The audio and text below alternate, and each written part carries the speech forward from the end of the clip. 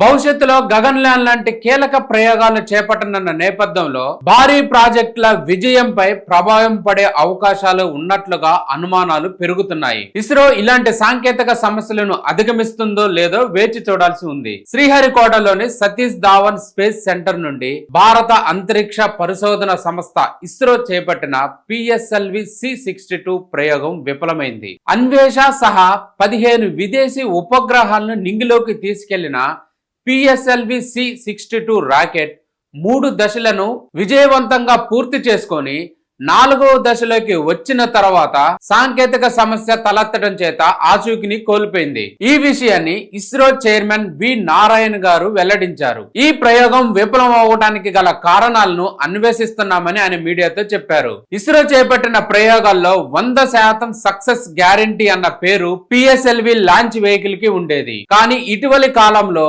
PSLV launch vehicle వరుసంగా విఫలం అవ్వటం జరుగుతుంది. సక్సెస్ గ్యారంటీ అనే పేరున్న పిఎస్ఎల్వి 3వ సారి కూడా విఫలం అవ్వటం చేత శాస్త్రవేత్తలు ఆందోళన చెందుతున్నారు.